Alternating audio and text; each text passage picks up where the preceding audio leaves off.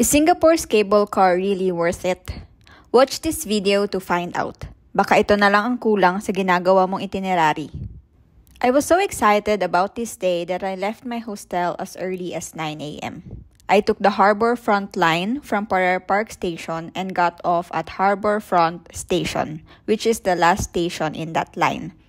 Pagkalabas ng train, there are signs that will lead you to the connecting mall. You won't get lost kasi every corner may signage. Follow the signs until you see the Singapore Cruise ticketing counter and the exit.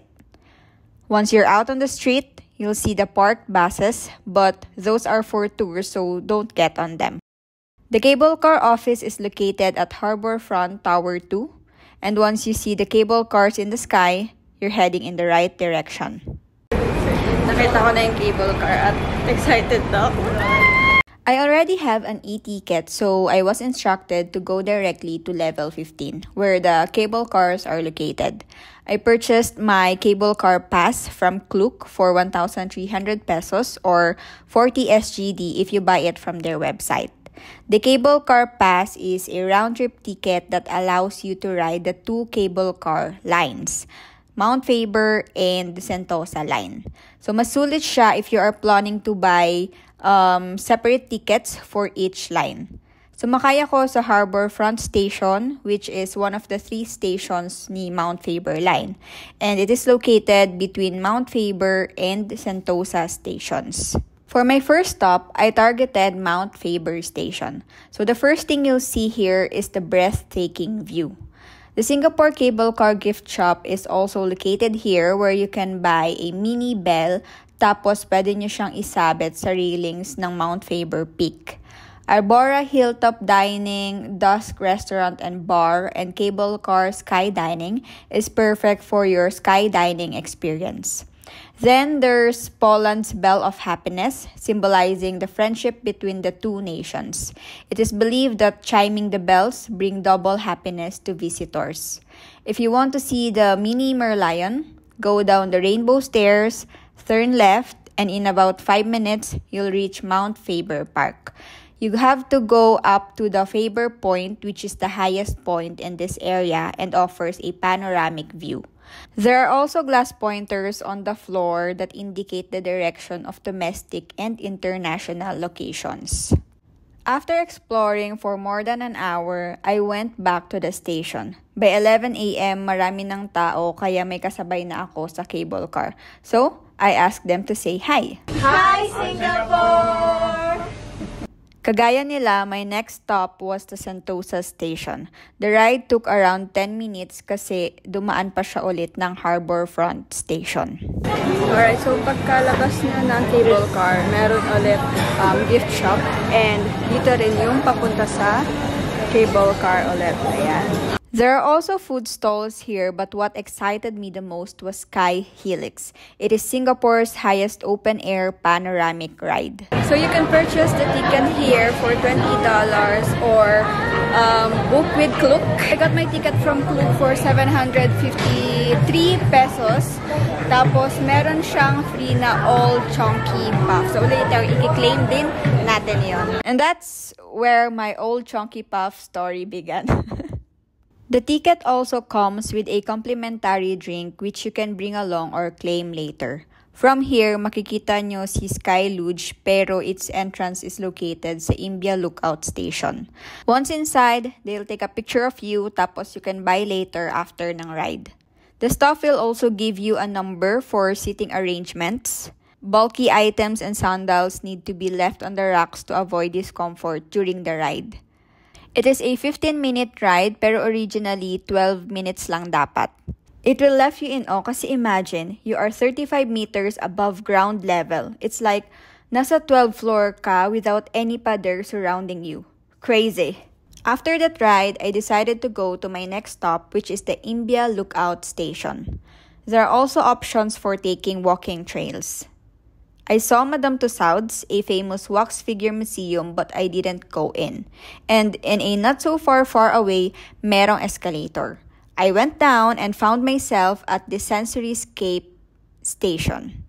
Crazy, right? Okay, so turns out, yung Merlion Station is itong Sensoryscape. So, they renamed it at andito yung Universal Studios tapos si Aquarium. So, later, babalik tayo for that kasi yun yung pinaka-last stop natin kasi doon tayo pinaka-maraming gagawin. So, for now, pupunta tayo ng Imbia Lookout Station para sa Sentosa Nature Discovery.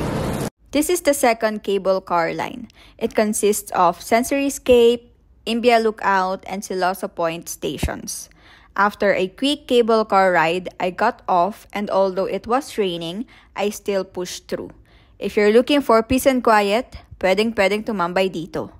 Sentosa Nature Discovery has two galleries, the Nature and Geology Gallery. The galleries are quite small, but if you are into trees and rocks, this one's for you. The rain has stopped, so I decided to go to Siloso Point where Fort Siloso is located. I took the cable car again, but then the rain started pouring once more. Ang ganda pa naman sana ng beach view. After an hour, the rain finally stopped. I decided to look for Old Chunky Puff sa my beach area kasi andun yung mga kainan. I asked one of the staff members and she told me I needed to go to the beach station like, hello, hindi ba dagat yan nakikita ko? Hindi ba dagat yan nasa harapan natin? Crazy. So, I had to ride the free shuttle and to my surprise, the beach station is just near Sensoryscape. Dito nyo rin makikita yung Sentosa Express na train line. Can I redeem this here? Okay. You click how many you want? Only one. Finally, I claimed my Old Chunky Puff and decided to eat lunch. If it weren't for this puff, I wouldn't have discovered this area. I almost decided not to go back to Siloso Point Station kasi it was just a short walk to Universal Studios, right? But ayaw patalo ng aking self. I decided to go back pero hindi na ako nagtagal because the skywalk doesn't have a cover and it's getting dark again. I reached the Sensoryscape station around 5 p.m. and the Minions and the USS Globe was there to greet me. The USS Globe is outside so it's free of charge and it's like, wow, nasa ibang bansa na nga talaga ako feels. Ganon. I immediately looked for the sea aquarium and as a person who doesn't know how to swim, ano man. I enjoyed it a lot there. And you can say na it's only for kids or sea creature enthusiasts kasi this place is very relaxing. Lalo na dun sa School of Fish. Watching those fish in a giant swimming pool makes you wonder if they find us mesmerizing too.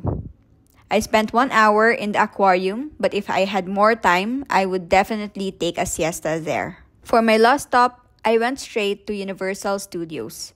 I was never a fan of theme parks because mahina ako sa rides. But guess what? I kinda enjoyed it here. I was even greeted by Tigres and Po of Kung Fu Panda. Oh my gosh, they were so cool. I even watched the Trolls show and I must say, the child in me was screaming. And I also tried some rides like the Spaghetti Space Chase of Sesame Street and the Transformers The Ride. So the first one I can say is for kids and the difficulty rating is 6/10. But the latter, crazy. I got dizzy after that ride. The USS trip is not complete without watching the Lights, Camera, Action show. If I were you, I wouldn't miss it. I spent more than 2 hours here. I'm so tired, but this is definitely an experience. Crazy. I have separate videos for the highlights, so watch them. Thank you for watching. Bye-bye!